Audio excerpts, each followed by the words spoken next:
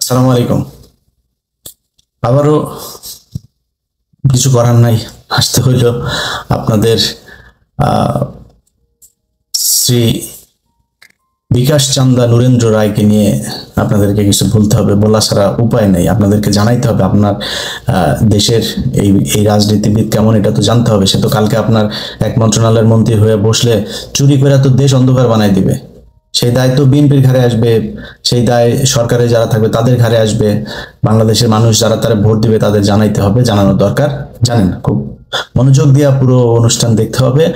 আর আমি তথ্য প্রমাণ ছাড়া কথা বলবো না, আপনারা দেখা সব শেষ আপনাদের মন্তব্য জানেন যে কে ভালো কে খারাপ, কি সঠিক কি বেঠিক, এগুলোর সিদ্ধান্ত নেওয়ার দায়িত্ব আপনাদের। নুরুল হক নূর বাংলার বিহার উড়িষ্যার শেষ মহান অধিপতি নবাব সিরাজউদ্দৌলার ছোট নাতি নবাব নুরুদ্দৌলা। তিনার বাবা এই যে বর্তমান যে ঢাকা শহর দেখছেন, এই ঢাকা শহরের অর্ধেকটাই প্রায় তাদের জমি জায়গা ছিল, এগুলো সব দান করে দিয়া তারপরে সেই চরে গিয়ে সরকারের খাস চরের ভেসে ওঠা জমি, সেটার অল্প একটু দখল নিয়ে সরকারের কাছে অ্যাপ্লিকেশন করে তারপর সেখানে ছোট্ট এক ঘর করে নুরুর জীবন কেটেছে নুরের বাপের। এই দান খয়রাত করে যায়, কিন্তু এটা করেছে, আপনারা মনে করেন না তার ছিল না। আর আমি হইলাম গিয়ে আমার আমার বাপ আমাদের যে আল্লাহর রহমতে মানে যা দিয়ে গিয়েছেন আলহামদুলিল্লাহ, অনেক কিছু দেওয়া যায় নাই আলহামদুলিল্লাহ। আমার একটা ভাই সফটওয়্যার ইঞ্জিনিয়ার, তিনি বিজিএমএ তে আছেন, বিজিএম এর চিফ সিস্টেম অ্যানালিস্ট, সেখানে তার আল্লাহর রহমতে বেতন প্রায় 1.5 লাখ টাকা। আমার আরেকটা ভাই আছে, তারও বেতন প্রায় 1 লাখ টাকা। তো আমি এখানে থাকি, আমার বোন আমেরিকাতে থাকে বহুদিন ধরে, তার বাড়ি গাড়ি সবকিছুই আছে, দেশেও বাড়ি গাড়ি সবই আছে। তারপরে ভাই আমি হইলাম গিয়া ফকিনি, নুরুর কাছ থেকে মাঝে মধ্যে কিছু টাকা পয়সাটা সাই না, তারপরে খাই। নুরু আমার বাপের যা আছে, আমার দাদার যা দিয়ে গেছে আমার বাপকে, ওইটার খোঁজ আমার বাপও নেয় নাই, আমরাও এখন পর্যন্ত ওই খালি চোখে দেখি, ওইটা নিয়ে কোনো আগ্রহী দেখায় না। আল্লাহর রহমতে ওই পর্যন্ত যাইতে হয় নাই। তুই সরকারের জমিতে থাইকে আমারে এই কথা বলতে পারিস? তোরে মানে আল্লাহ যে আসলে কাকে কতটুকু দিতে হবে এটা যে আমরা মাঝে মধ্যে বলি, তোরে যদি দিত, আরে তুই যদি সাদেক হোসেন খোকার ভাই ছেলে ইশরাক হইতি, তাহলে তুই করতিস কি? এটা আমি চিন্তা করি। তুই যেটা বলছিস এটা ইশরাক বলতে পারে আমারে, তুই আমারে বলছিস যে আমি আমেরিকায় কাজ করে খাই, আর এই তুই হলি কি এক জমিদার, এত বড় জমিদার, তোর পেটটার মধ্যে লাথি মারলে আমার টাকা বের হবে। তোর পেটে লাথি দিলে এখনো পর্যন্ত আমার এই ইলিয়াস হুসাইনের পাঠানো টাকা বের হবে। আমি নিজে টাকা পাঠিয়েছি। আমার সবচাইতে ঘনিষ্ঠ এখানে 3 জন যদি মানুষ থাকে, তার মধ্যে একজন নূর আমিন, ঢাকা দোহার নবাবগঞ্জের লোক। তোর যদি কম পাঠায় থাকে তাও 10 লাখ, কম একদম কম পাঠায় থাকলেও 10 লাখ টাকা পাঠিয়েছে তোরে। এই যে এখানে ভিডিও তৈরি করে একজন নায়েব আলী আছে, ওই যে মাসুম আছে, জিজ্ঞেস কর তোর বাপেদের, জিজ্ঞেস কর যে আমরা তোর জন্য তোর বিপদের সময় টাকা পয়সা তুইলা তোরে কত খয়রাতি দিয়েছে। ওই কথা জীবনে কোনোদিন বলতাম না নুরু। তোর মতো আল্লাহ সেই সামর্থ্য দিয়েছে, তোর মতো এরকম বহু মানুষে আমার টাকা পয়সা দেওয়ার সেই সুযোগ আল্লাহ করে দিয়েছেন, তাই আমার নিজের কোনো যোগ্যতা নাই, ক্ষমতা নাই। আগেই বলে নিচ্ছি ভাই, আমি বিশাল জমিদারের ছেলে না, সেটা বললাম। বাট আল্লাহর রহমতে যা যতটুকু দরকার দুনিয়ায় অতটুকু পেয়েছে, সমস্যা হয়নি কখনোই। এখন ওই আমারে বলে আমি এখানে কাজ করে তারপরে বিদেশে কেন আসি, বিদেশে কেন আসি নুরু জানিস না? তোরে বিকাশে টাকা পাঠাইতে আসি, এখানে কাজ করব, কাজ করে তোরে বিকাশে টাকা পাঠাবো, এই জন্য বিদেশে আসি। তোর মতো এরকম শুয়োরের বাচ্চা যত রাজনীতিবিদ আসে এই বাংলাদেশে, যত রাজনীতিবিদ আছে সব শুয়োরের বাচ্চা। এরা এদের মানে জন্ম পরিচয়ে সমস্যা আছে, এরা এদের জন্ম পরিচয় ঠিক মতো বলতে পারবে না। যদি বলতে পারতো তাহলে এদের জন্মটা কিভাবে হয়েছে, এই দেশের কি কারণে সমস্যা, কোন সমস্যার কারণে দেশ আজকে এই অবস্থায়, 15 বছর কেন এত সমস্যা হইল, সব ভুলে গিয়েছে তারা। একটা রাজনীতিবিদ কুকুরের বাচ্চা, এই বিডিআর এর লোকগুলো যে আজকে 1 বছর ধরে জেলখানায়, কেউ বলে না বিচার চাই। ভাই আপনার দরকার নাই, কারে বের করবে না করবে, বিচার চাই। আপনি শুনেছেন এখন পর্যন্ত কোন শুয়োরের বাচ্চা বলেছে যে আমরা এটার বিচার চাই? কেন বলে নাই? এটার সমস্যা মনে করে না, সব পিতৃ পরিচয়হীন জারজ সন্তান তোরা, এই জন্য তোরা বলিস না। তুই আমারে শোনাইতে আসিস যে ইলিয়াস হুসাইন কেন দেশে আসে না, ও আমারে গতকালকের ভিডিওতে দেখলাম। তোর বাপেরে তুই রাত দেশে নিতে পারিস নাই, এই জন্য ইলিয়াস দেশে যাইতে পারে নাই। তোর বাপ মিডিয়ার যারা আছে কথা বলছিস, তোর 2 দিন আগে তোর এক বাপ বের হয়েছে ফারাবি, তোর বাপেকে যা জিজ্ঞেস কর ইলিয়াস তার জন্য কি করেছে। তুই খবর নিছিস? সেই লোকের একটা টাকা নাই খাওয়ার, বের হয়েছে, থাকার জায়গা নাই, খবর নিছিস? তোর বাপকে যা জিজ্ঞেস কর, তোর বাপ খবর নিয়েছে। তোর বিডিআর বাপেদের ঘরে গত সপ্তাহের কথা শুনবি, এক বিডিআর সদস্য আকুতি জানিয়েছে তার স্ত্রী এই গত 16 বছর অপেক্ষা করেছে, গত 1 বছরে তার সে অপেক্ষার পালা শেষ হয়ে গিয়েছে, কারণ তিনি এখন আর এখানে অপেক্ষা করতে চায় না। এর জন্য এখন যেহেতু বের হয় না, এ আর বের হবে না, এটা তার মনে হয়েছে, সেজন্য সে থাকবে না। খবর নিছিস? এক একটা পরিবারের ভেতর নিয়ে এক একটা সিনেমা তৈরি করা যাবে। একজন বিডিআর সদস্যের মা ভিক্ষা করে, তোরা আরামে আসিস, ওরটা খাইস তারটা খাইস, আইসা বলিস আমি মাই টিভি 5 কোটি টাকা নিতে চাইছি, মাই টিভির অর্ধেক নিতে চাইছি। মাই টিভিরে বললে মাই টিভি আসে, আমেরিকা এসে মাই টিভি আমার নামে লেখা দেওয়া যেত। তো ইলিয়াস মাই টিভির আসল মালিককে খুঁজে বার করছে দখল করার জন্য। ইলিয়াস বাপ তোর মতো 2 টাকার ফকিনি রে। ইলিয়াস বাপ চাইলে বহু বড় জায়গা থেকে বহু বড় কিছু নিতে পারে। তোর বাপেরা আমেরিকায় এসে অফার করে গেছে, খালি তোর বাপ যদি বিডিআর এর মামলা থেকে সরে যাইতো, তোর বাপের আর কোনো সমস্যা ছিল না। তুই আইসা আমার আজকে বুঝাইস আমরা 5 কোটি টাকা টুকার জন্য এগুলি করি? দেখাইতে পারবি কোনো জায়গায়? কোনো কোম্পানি, কোনো রাজনীতিবিদ, কোনো পুলিশ কর্মকর্তা, কোনো সেনাবাহিনী কর্মকর্তা, কোনো জায়গায় যদি দেখাইতে পারিস গলার মধ্যে মালা পরে, হাতের চুড়ি পরে, তারপরে ভিডিওতে এসে তার মাপ চাবো দেশবাসীর কাছে? তুই দেশে আসি না কেন শুনতে চাইছিস? তোর দেশে না আসার এই কারণটা বললাম, যে তোর বাপেরে তোরা নিতে পারিস না। তোর বাপ যদি দেশে যায় তাহলে তোদের মতো চেষ্টামি করে খাবে? খাইতে পারবে না তো, জেলে থাকতে হবে। তোর বাপের মামলা এখন পর্যন্ত ঠিক করতে পারিস নাই। তোর বাপের বলিস দেশে যাইতে, কারণ তোর ওই যে বাপেদের সাথে মিলামিশা চান্দাবাজি ধান্দাবাজি করিস, তাদের সাথে মিলা তারপরে আমারে মেরে ফেলার জন্য। বিডিআর এর কথা বললে ভাল লাগে না, না? আলেমদের সারার কথা বললে ভাল লাগে না, তাই না? ওই ফেনীতে লোকগুলি 16টা লোক এখন পর্যন্ত শুনানি দেয় না, শুনানি দিচ্ছে না তারে বাঁচাইতে। তোরা রাজনীতিবিদ না? এই যে বাংলাদেশে সারা দেশের মানুষের বিকাশের টাকা তোর পকেটে ঢুকছে, এটা খারাপ জিনিস না। তুই কিছু ছিল না, তুই অভাবী মানুষ, ফকিন্নির পোলা, তোরা দিচ্ছে কোনো সমস্যা, তোর ভালো কাজের সময় দিচ্ছে। আমি নিজে তোর জন্য বহুত ভিডিও তৈরি করছি, তোর পক্ষে করছি, এখন তোর বিপক্ষে কেন বলি? বাংলাদেশের যত মানুষ আছেন আমার এই ভিডিও যারা দেখবেন, আপনাদেরকে বিচারকের চেয়ারে বসাইলাম। আমার এই ভিডিও দেখার পরে যদি মনে হয় আমি দোষী, আমার জুতা দিয়া পেটায়েন। ঘটনার শুরুটা হয়েছিল 5 তারিখের পরপর। এই যে ব্যারিস্টার তাজুল ইসলাম ভাই, আন্তর্জাতিক অপরাধ ট্রাইব্যুনালের যিনি এখন চিফ প্রসিকিউটর, তিনি হঠাৎ করে একদিন এই ভিপির এই নূর, তখন সারা দেশে সব জায়গাতে নুরু আপনার ই করে, এই কোম্পানি ওই কোম্পানি সব বিভিন্ন জায়গা থেকে শুনছি। ও এখন ইঙ্গিত করে বাংলা এডিশনের টাকা এসে কোত্থেকে। বাংলা এডিশনের টাকা বাংলাদেশের ব্যবসায়ীদের কাছ থেকে আসে, বাংলাদেশের অন্য বিভিন্ন মানুষের কাছ থেকে আসে। আমার বাপের জমি পয়সা করি নাই তো কি হয়েছে? সমস্যা কি? বাংলা এডিশনের প্রোগ্রাম করছে, আমার কোয়েশ্চেন করছে। বাংলা এডিশনের মানুষের পকেটের টাকার থেকে হয়েছে, মানুষ আমাকে বিজ্ঞাপন দেয়, ফান্ডিং করে, তাদের কাছ থেকে হয়েছে। বা এই বিজ্ঞাপনের টাকা দিয়ে প্রতিষ্ঠান চলবে, তো তোর সমস্যা কোথায়? চাঁদাবাজি করছে, চাঁদাবাজি করছি তোর মতো বলিস। যদি কেউ বলতে পারে কারোর কাছ থেকে চাঁদাবাজি করছি, তোর চাইতে বেশি রেটে চাঁদাবাজি করা যাবে, জিজ্ঞেস করিস কারোর কাছে করছে কিনা। আচ্ছা বলে এখন যে এইটা কোত্থেকে চলছে, ও এটার প্রতিষ্ঠানের হিসাব চায়। ও বিভিন্ন প্রতিষ্ঠানে 5 তারিখের পরে যাওয়া শুরু করলো। এই প্রতিষ্ঠান যে না কথা না শুনে ওইখানে তার দোষর, এমনিতে তো সব বেশিরভাগ দোষরই ছিল, যে শুনে তার সমস্যা নেই। কি কি করেছে ভিডিওতে আমি প্রমাণ ছাড়া আপনাদেরকে একটা কথা বলবো না, ওর সব খতিয়ান আপনাদেরকে খুঁজে বের করছে।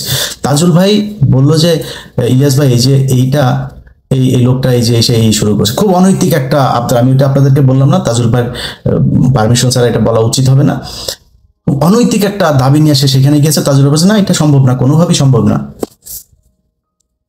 তার সাথে খুব খারাপ ব্যবহার হচ্ছে, সে নাকি তাদের চেয়ার থেকে উঠায় ফেলবে, 1 সেকেন্ডও চেয়ারে বসতে দেবে না। বিভিন্ন জায়গায় এগুলো করে সে মনে করছে এটাও হয়ে যাবে। আমি শুনে সাথে সাথে পোস্ট দিলাম যে নূর, তোর বিকাশ নুরু, বললাম বিকাশ নুরু, তোরে 1 ঘন্টা সময় দিলাম, তাজুল ভাইয়ের পায়ে ধরে মাপ চায়, তারপর এটা ঠিক করবি, তাহলে কিন্তু তোরে উদ্ধার করে ফেলবে। তুই কলিজায় হাত দিয়েছিস। তাজুল ভাই আমার ভীষণ পছন্দের একটা মানুষ। 15 মিনিটের মাথায় গিয়ে মাপ চায়, বুকে জড়ায় টড়ায় ধরে, পরে তাজুল ভাই বললো ভাই ঠিক আছে আপনার পোস্টটা ডিলিট করে ফেলেন, ওরা খুব চাচ্ছে। ডিলিট করে ফেললাম, শেষ। গিয়েছে স্বাস্থ্য মন্ত্রণালয়ে, স্বাস্থ্য মন্ত্রণালয়ের স্বাস্থ্য উপদেষ্টার যিনি পিএস, এই জুলাই আন্দোলনে সবচাইতে বেশি ছাত্রদের চিকিৎসা দিয়েছে এই ব্যক্তি। ভীষণ রকমের ডিজিএফআই এনেছে, বিভিন্ন জায়গা থেকে হুমকি ধামকি দেওয়ার পরেও তিনি থামেন নাই, চিকিৎসা দিয়েছেন। সেই কারণে তাকে স্বাস্থ্য উপদেষ্টার পিএস বানানো হয়েছে, ব্যক্তিগত সহকারী বানানো হয়েছে। এই ব্যক্তিগত সহকারী তার এক পছন্দের ব্যক্তিকে একটা টেন্ডার দেয় নাই, এই নুরুল হক নূরের। নুরুর লোককে না দেওয়ার কারণে সেই লোককে বানিয়েছে আপনার দোসর, ফ্যাসিবাদের দোসর, স্বৈরাচারের দোসর বানায় এই লোকের বিরুদ্ধে এদের বিশাল এক মব নিয়ে এসে স্বাস্থ্য মন্ত্রণালয় ঘেরাও। দুদকে গিয়েছে, দুদক ঘেরাও, দুদক তাড়াতাড়ি এর এই করতে হবে। দুদক থেকে সেই ব্যক্তির বিরুদ্ধে একটা অভিযোগ দায়ের করা হয়েছে, করে তারপরে তার বিরুদ্ধে কোনো অভিযোগের প্রমাণ হয়নি, কিচ্ছু হয়নি। লোকটা গিয়েছে রাশিয়াতে, ওর নিজের ওইখানে সে পড়াশোনা করেছে, তার ওইখানে অনেক ডাক্তারদের সাথে তার পরিচয়, যেই খুব মেজর যেসব অপারেশন সার্জারি টার্জারি করতে হচ্ছে সেগুলো সে রাশিয়া থেকে করিয়ে এনেছে। এই রাশিয়া যাওয়ার পরে, এক পেশেন্ট নিয়ে যাওয়ার পরে দুদক থেকে সেই দিকে তার প্রেশার দিয়ে সে চাপ করেছে যে সে আর দেশে আসবে না। এই খবর তারা ছড়িয়ে দেয়, ছড়িয়ে দেওয়ার পরে সে দেশ থেকে পলাতক, স্বাস্থ্য উপদেষ্টা দিয়ে অনেক টাকা নিয়ে সে নাকি পলাতক, সে কিন্তু চিকিৎসা করানোর জন্য। এদিকে নুরুল হক নূরের দল এইটা নিয়ে বিশাল এক মব সৃষ্টি করে তার বিরুদ্ধে বিশাল প্রোপাগান্ডা। যেই ব্যক্তিদেরকে চিকিৎসা দিয়েছে, যাকে নিয়ে সে তখন রাশিয়াতে ছিল, সেই ব্যক্তির ইন্টারভিউ নিয়েছে। তার মুখ থেকে শোনেন যে যেই ব্যক্তিকে আজকে এই যে নুরু তার বাহিনী দিয়ে দোসর বানাইলো, ছাত্র আন্দোলনের এই ছাত্রদের চিকিৎসার নামে টাকা পয়সা নিয়ে ভেগে চলে গেছে বললো, সেই লোকটাকে যারা তার কাছ থেকে চিকিৎসা পেয়েছেন তিনি কি বলেন সেটা একটু শোনেন, তাইলে বুঝতে পারবেন যে কোনটা সঠিক আর কোনটা ব্যাঠিক। আমি সেগুন কর্ম ভগবান এমনিতে সবাইকে দাদা নমস্কার ও রচি ভাগবদের আসসালামু আলাইকুম। এই জুলাই আন্দোলনে শুরু হওয়া 5 আগস্টে সফল আহতদের নিয়ে গিয়ে গাতপার কাজ করেছেন। এই গাতপার হচ্ছেন স্বাস্থ্য ধরনের ব্যক্তিগত কর্মকর্তা ডাক্তার মাহমুদুল হাসান। রাশিয়া আমার ছাত্র দিয়েছিলেন উন্নত চিকিৎসার জন্য। তো আমি এখন শুনতে চাচ্ছি ওনার নামে অনেক মিথ্যা ভূগোল ছড়াচ্ছেন, উনি নাকি কোটি কোটি টাকা রাশিয়া সাক্ষাৎ করেছেন। আরো শুনতে চেয়েছি উনি নাকি বাংলাদেশে আসবেন না। তো আমি তো দেখছি এখন উনি বাংলাদেশে আছেন। কিছু কিছু শুদ্ধভাবে লোক থাকেন যারা মিথ্যা অপবাদ ছড়াচ্ছেন। আমি তাই এসব দেখতে চাই যে তারা যেন একজন মানুষকে কাটতি থেকে বরখাস্ত করা দেয়, যেন থেকে বিকল্প কিছু নিয়ে কাটতে। কারণ এই বিষয়টি কিছু করলাম, তাহলে এটা আমাদের দেশের জন্য খুবই দুঃখজনক। এমনকি আসাম যুগ ভাই অনেক ভালো মানুষ, তিনি আমার সাথে ছিলেন প্রায় 1.5 মাসের মতো। সেখানে আমি দেখছি কি উনি অনেক ভালো মানুষ। সিদ্ধান্ত আপনাদের। এই স্বাস্থ্য উপদেষ্টার যিনি ব্যক্তিগত সহকারী, সে কর্মকর্তা এখনো পর্যন্ত সেই দুদকের নিয়ে ঘুরছে, কারণ কিছু হলে আবার ফের ওই যে নূর তার মব নিয়ে যাবে। এই মব সৃষ্টি করে সে শত শত কোটি টাকা তার এলাকার ইউএনও, সেই ইউএনওর কাছে সে গিয়ে, তারপরে সে হলো আওয়ামী লীগের লোক, তারা নিয়ে বহুত লেখালেখি হয়েছে। মিজানুর রহমান, এত লেখালেখির পরেও তাকে সরানো যায় নাই। সরানো যায় নাই কেন? সরানো যায় নাই হচ্ছে সেই ইউএনও নুরুর কাছে শেল্টার নেয়। নুরু তার, আপনাদেরকে যেই কাগজগুলো আপনারা দেখছেন, যে নথিটা, এটা হচ্ছে বিভিন্ন সময় সেইখানে এই অ্যাকাউন্ট থেকে সেই আপনার ইউএনও যে টাকাগুলো উত্তোলন করেছে, সেই টাকা কবে কত টাকা উত্তোলন করা হয়েছে, কি কারণে উত্তোলন করা হয়েছে, এগুলোর সব নথি। এবং যেই ঘরটা আপনারা দেখছেন, ঘরের ভেতরে এই যে এসি চলছে, এসি লাগানো হয়েছে, এই এসি টেসিগুলো, এই জিনিসগুলো লাগানো হয়েছে হচ্ছে নুরুকে সংবর্ধনা দেওয়ার জন্য। ইউএনও নুরুকে সংবর্ধনা দেবে, এই যে ডেকোরেশন সব করেছে, করে 72 লাখ টাকা চেকের মাধ্যমে গলাচিপার ইউএনও তিনি উত্তোলন করেন, এবং উত্তোলন করে সেই টাকা দুজনের মধ্যে ভাগাভাগি করেন।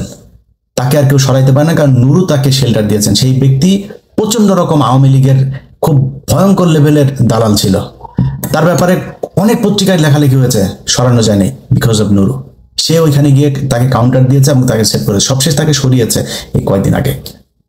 আচ্ছা গেল, এই যে এসিটা লাগানো হয়েছে সেই দিন ওইখানে অনুষ্ঠানে সে নুরু আগের দিন থাকবে, তার 200-250 পোলাপান সব থাকবে, তাদের থাকার জন্য নতুন এসি লাগিয়েছে, রুম টুম সব ঠিকঠাক করেছে, ওইখানকার উপজেলা যে পরিষদ সে কাজ চালায়। এটা হচ্ছে নুরু। এইভাবে সে তার রাষ্ট্রের যেসব আওয়ামী লীগের লোকজনকে করেছে। 5 তারিখ থেকে এখন পর্যন্ত এইরকম খতিয়ান যদি দিতে চায় আপনাদের অসংখ্য দেওয়া যাবে। সব শেষটাতে আসি, সাথী এবং তার ছেলে নুরুর এবং আরো কিছু লোকজনের বক্তব্য আমি শুনলাম। তাদের বক্তব্য হচ্ছে যে সাথী এবং তার ছেলে কিভাবে হত্যা মামলার আসামি হয়। আচ্ছা আগে তার গ্রেপ্তারের রাতের ঘটনাটা বলে নাই। আমি তো আমার বাংলা এডিশনের রিপোর্টার যেদিন ওর ওইখানে ছবি তুলতে গিয়েছে, তাদের সাথে অশোভন আচরণ করেছে, সেদিন থেকে আমি এটার পিছনে লেগে আছি যে যেদিন ওর বাপেরে ধরলো, ধরার পরে এক অফিসার, নাম বলি না, এক অফিসার বললো যে ভাই এই ব্যাপার, নুরু খুব ডিস্টার্ব করছে, নুরু ফোন দিচ্ছে এবং সবশেষে আমাকে হুমকি দিয়েছে যে ঊর্ধ্বতনকে দিয়ে সে ফোন দেবে। সে নাম বলেছে খোদা বক্সের সাথে, খোদা বক্সকে দিয়ে নাকি সে তাকে ব্যবস্থা নেবে সে যদি না ছাড়ে সাথীকে। বলার সাথে সাথে আমি তারে ফোন দিলাম, এটা শুনে আমি তারে ফোন দিলাম, ফোন দিয়ে তারপরে তারে ঝাললাম কতক্ষণ, ইচ্ছা মতো কতক্ষণ ঝাললাম, ঝাড়ার পরে রেখেছি। এরপরে রাশেদ ফোন দিছে, রাশেদের ভয়েস পাঠাইছে একটা, রাশেদের সাথে ফোন দিয়ে ফোনও ধরে নেই, রাশেদের সময় ধরে না, ধরার পরে তারে আবার ভয়েসটা, কি ভয়েসটা পাঠিয়েছি, ভয়েসটা একটু আপনারা শোনেন, দেখেন। একটু সাবধান হতে বলে না ভাইজান, নুরুরে বলেন বানাবাজি বন্ধ করতে পারেন। হ্যাঁ, তৌহিদ আফ্রিদির বাপেরে বাঁচাইতে এত নুরুর এত কেন, একটু সাবধান হতে বলে না। এটা এটা গণ অধিকার রাশেদকে পাঠিয়েছিলাম ওই দিন রাতে, আর ওরা তো যেটা ফোনেই বলছি, যাই হোক সে ফোন দিয়া করছে। তা আমি জানলাম যে ইনভলভমেন্টটা নুরু তার করবে। এখন নুরু যেটা বলার চেষ্টা করছে যে তারা এইভাবে মানে যদি করে, যদি সবাইকে অহেতুক আসামি বানানো হয়, সে কোনো সে কি তার কি কোনো সংশ্লিষ্টতা পাবে? বাদী কি জানে? বাদী জানে না মানে এটা বাদী আমার এখানে বক্তব্য দিয়েছে, তুই দেখিস নাই? বাদী সব জানে, বাদী এটা ওর আসামি সেটা জানে। এখন আসলে এটা করা যায় কিনা, আসামি কি এটা সম্ভব কিনা, দেখেন আসামি এই মামলাগুলোর প্রতিটা 1 নম্বর আসামি শেখ হাসিনা, 2 নম্বর আসামি রেহানা, 3 নম্বর আসামি জয়, তারপরে পুতুল। জয়, পুতুল, রেহানা তো দেশেই ছিল না, তাহলে তারা প্রতিটা মামলার 1, 2, 3, 4 নম্বর। হাসিনা কি বন্দুক নিয়ে যায় কারোর মারছে নাকি? আসামি হইলো কিভাবে? আসামি হইতে হইলে কি স্পটে থেকে মারতে হবে? এছাড়া আসামি হবে না। আওয়ামী লীগের একটা ওয়ার্ডের সাধারণ সদস্য যে, সেও হত্যা মামলার আসামি হইতে হবে, কারণ তারা ওই হত্যাকাণ্ডের সাথে সম্পৃক্ত, পরিকল্পনা, ফান্ডিং, এক্সিকিউশন যা যা আছে এই সব পক্ষ এটার সাথে থাকবে। এই হত্যাকাণ্ড যাদের অনুপ্রেরণায় হয়েছে সেই সাংবাদিকরাই হত্যা মামলার আসামি হবে। এটা আইন বুঝেন না, আপনারা বুঝাই দিতে হবে। আপনি সাথী কেমনে হইলো আপনার এটা নিয়ে খুব টেনশন, তাহলে তো হাসিনাও থাকবে না আসামি। আপনার যুক্তি মানতে হলে হাসিনাও এক মামলাতেও আসামি হিসাবে থাকবে না। আপনি আইন শিখান, আমাদের সাথীকে বাঁচাইতে হবে। তারপরে আফ্রিদি যখন আটক হইল, সে তো তার মতো তার বাপ দাদা 14 গোষ্ঠী যা আরেকজন আছে ব্রিগেডিয়ার কবির, সে তারে বাঁচানোর জন্য খুব চেষ্টা করেছে। সেনাবাহিনীর সমর্থনটা তো পায় নাই পুরোপুরি। কবির তার চ্যানেলে যা যা প্রয়োজন সব করেছে। কবির তার তত্ত্বাবধানে আফ্রিদিকে রেখেছিল এবং এই গ্রেপ্তারের কিছু কাহিনী আছে, ওগুলি আর পাবলিকলি নাম বললাম। ধরলো, ধরার পরে সে পোস্ট করলো, বিশাল এক পোস্ট। যে এক পোস্ট করেছে ওই পোস্ট লিখতে ধরেন অন্তত 1 ঘন্টা সময় লাগার কথা।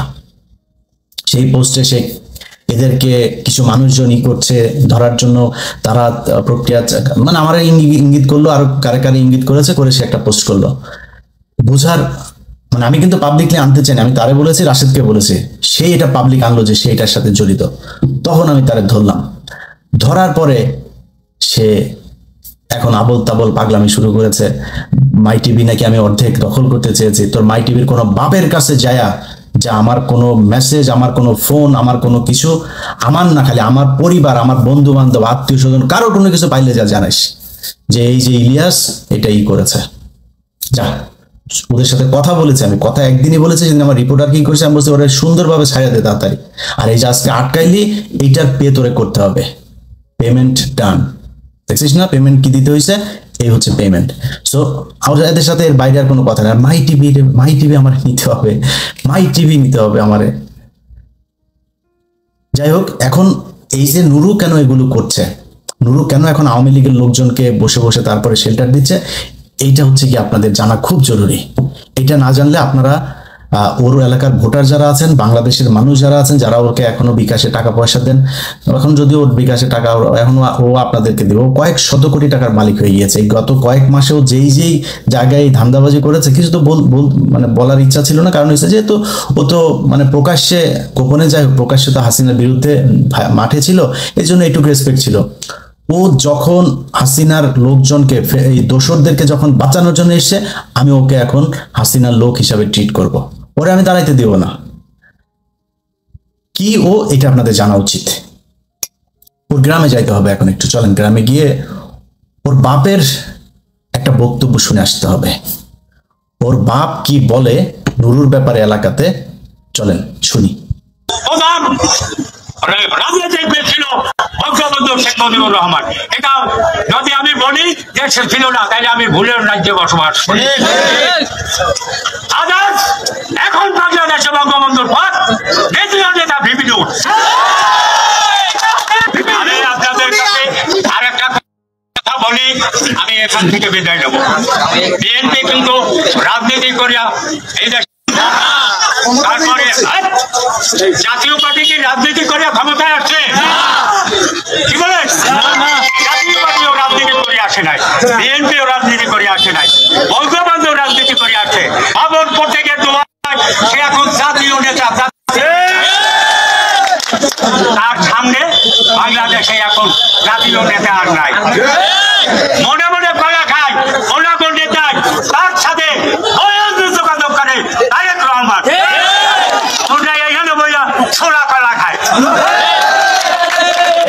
আচ্ছা, এটা হচ্ছে ওর বাপ ইদ্রিস হাওলাদারের বক্তব্য।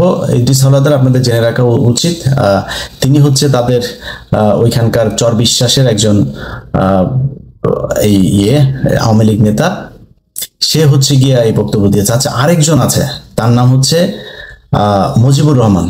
এই মুজিবুর রহমান আবার আওয়ামী লীগের, সে ওই চর বিশ্বাস ইউনিয়নের শ্রম বিষয়ক সম্পাদক ছিল, এখন আবার সে গণ অধিকার পরিষদে যুক্ত হয়েছেন। তার বক্তব্যটা একটু শুনেন, তিনি আবার নুরুকে নিয়ে কি বলেন সেটা দেখেন। যিনি এই সারা বিশ্বে যাকে চেনে তিনি হলো নূর ভাই।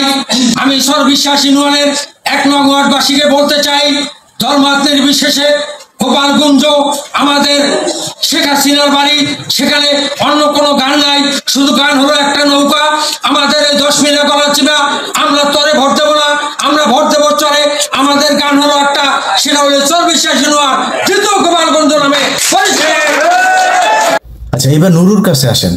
নুরুর এখন যে ছবিটা আপনারা দেখছেন, এটা 2018 সালের আওয়ামী লীগের এমপি, স্থানীয় এমপি, যিনি SM শাহজাদা, তার সাথে গণসংযোগ করছে নুরু।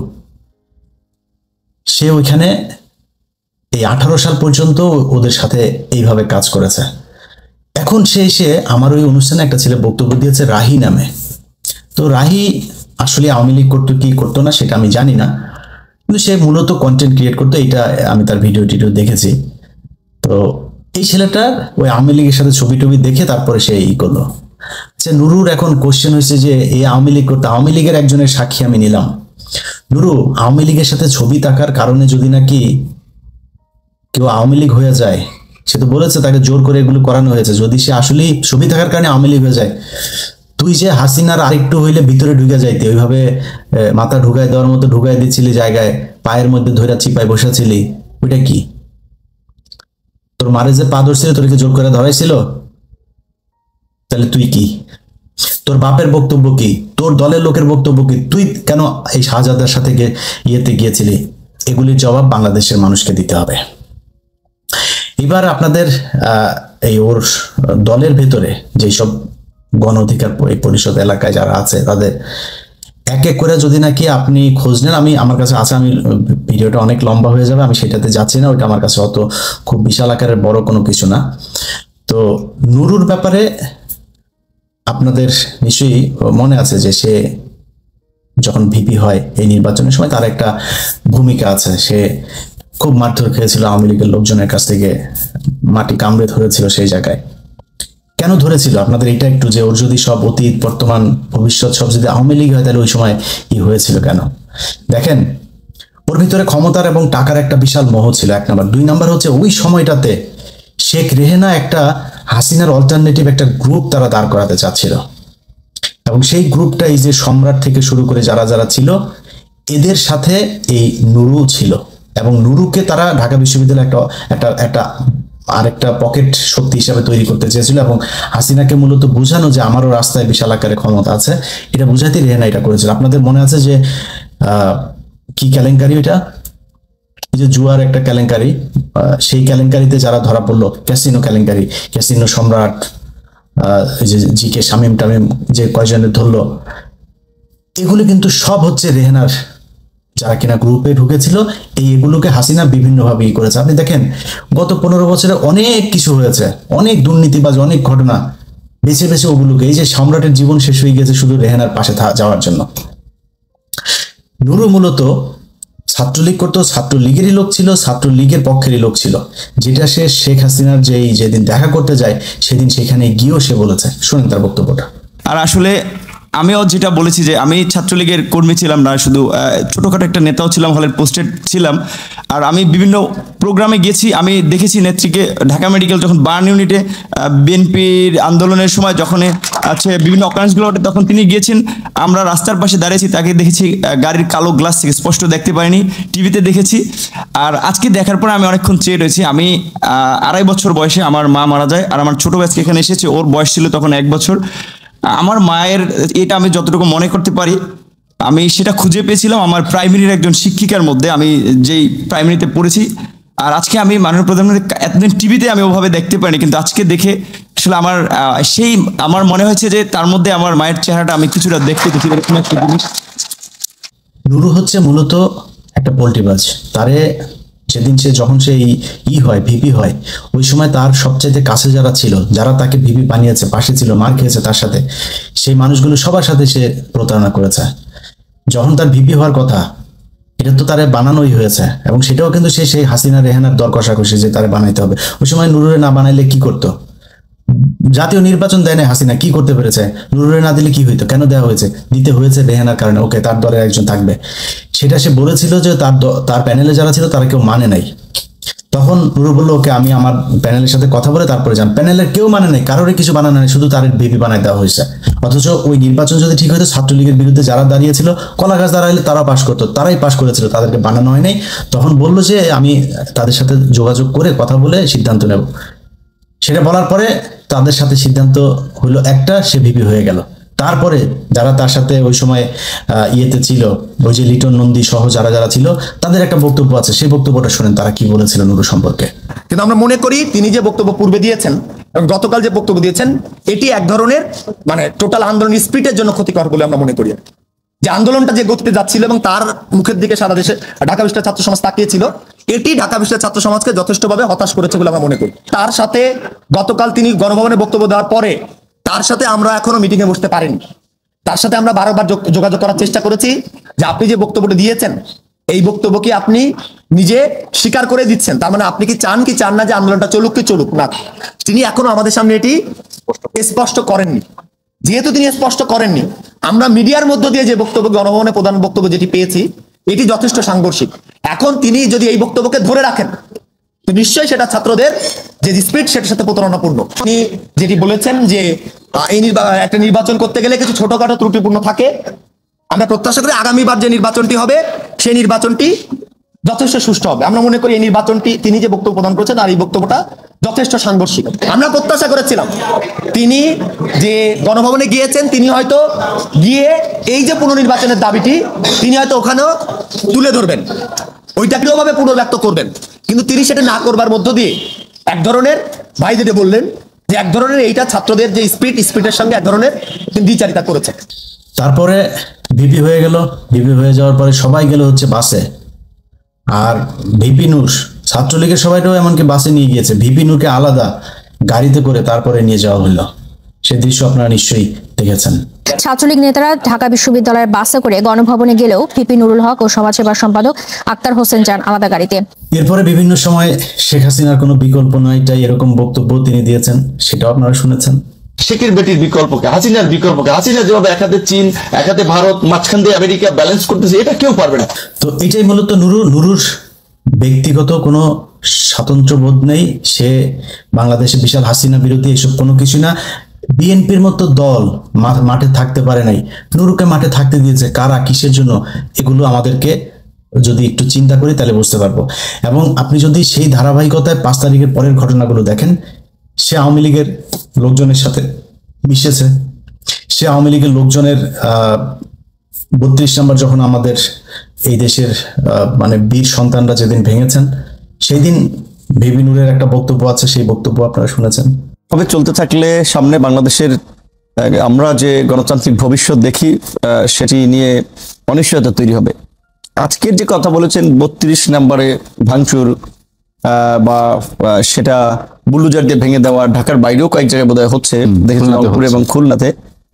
আমার প্রশ্ন হচ্ছে যে বিপ্লবের যে স্পিরিট বা মানুষের মধ্যে যে ক্ষোভের বহিঃপ্রকাশ, সেটা কিন্তু 5ই আগস্ট হাসিনা বা ওই সময় বা তার পূর্বে যে পরিমাণে ছিল এখন ওইটা পাবেন না। এটা ন্যাচারাল বিষয়, ডে বাই ডে একটা গরম জিনিস রেখে দিচ্ছেন, ঠান্ডা হচ্ছে না, আবার খাইতে গরম করতে পারেন ওভেনে দিয়ে, তাহলে গরম করার জন্য ওর পদ্ধতি বা প্রক্রিয়া নিতে হয়। তো 32 নাম্বার কিংবা যারা এই ফাঁসিবাদের আমি মনে করি যে গুরুত্বপূর্ণ সহযোগী ছিল, তাদের বিরুদ্ধে তো জনগণের ক্ষোভের বহিঃপ্রকাশ হতে দেওয়া উচিত ছিল 5ই আগস্টই, 6 মাস পরে। তো এই জন্য আমি বলছি যে এই সমস্ত ঘটনাগুলো বরঞ্চ নতুন নতুন জটিলতা তৈরি করছে। বিকজ আপনি একটা খারাপ মানুষকেও যদি আপনার সামনে পিটিয়ে মারেন, ওর প্রতি মানুষের সিম্প্যাথি তৈরি হবে, যাহা লোকটা এইভাবে মেরে ফেলাইছে, এইভাবে একটা মানুষকে মারতে পারে। তো এই যে 32-এ বুলডোজার দিয়ে ধরেন কেউ জোশে কিংবা কেউ বিপ্লবের স্পিরিট থেকে যে ভাঙচুর করলো বুলডোজার, এটা সফট আওয়ামী লীগের, আমরা তো রাতারাতি আওয়ামী চেতনা বা যারা আওয়ামী লীগের প্রতি দীর্ঘদিন ধরে রাজনীতি করেছে বেনিফিট হয়েছে, হয়তো কেউ বেশভূষা চেঞ্জ করেছে, কিন্তু সবাইকে তো আমরা মানসিকভাবে পরিবর্তন করতে পারি। 5 তারিখের পর থেকে মব সৃষ্টি করে যত কিছু ঘটানো হয়েছে, ঘটানোর পরে হঠাৎ করে নুরু মবের বিরুদ্ধে কথা বলা শুরু করলো। আরে নুরু, মব তো তুই করছিস, তুই 5 তারিখের পরে বল কোন জায়গায় যেটা করার দরকার। এই দেশের মানুষ মব সৃষ্টি করে যদি যেটাকে ওরা বলে সেটা যদি হয় 32 ভেঙেছে, তারা মুজিবের সব মূর্তি ভেঙেছে, তারা গণভবন ভেঙেছে, তারা সংসদকে পবিত্র করেছে, এগুলো হচ্ছে গিয়ে তুই যাদেরকে মব বলিস সেটা। আর অরিজিনাল মব হচ্ছে তুই, তোরা নিজের স্বার্থে বিভিন্ন কোম্পানি, ফ্যাক্টরি, বিভিন্ন রাজনীতিবিদ, আওয়ামী লীগের বাড়িঘর এগুলো দখল করে তারপরে তুই এই টাকা পয়সা কামাইছিস। এটা হচ্ছে তুই হচ্ছে মব সৃষ্টিকারী, তুই তোর প্রয়োজনে তুই মব এভাবে কাজে লাগাইছিস। আর এই দেশের দেশপ্রেমিক মানুষ যারা, আমরা যেই জায়গায় ছিলাম সেই জায়গাগুলো এই দেশের প্রয়োজনে, স্বাধীনতার প্রয়োজনে ভারত, হাসিনা, আওয়ামী লীগ এগুলোকে নিশ্চিহ্ন করার জন্য যা করা দরকার আমরা সেটা করেছি। সেটা যদি এই দেশে না থাকে,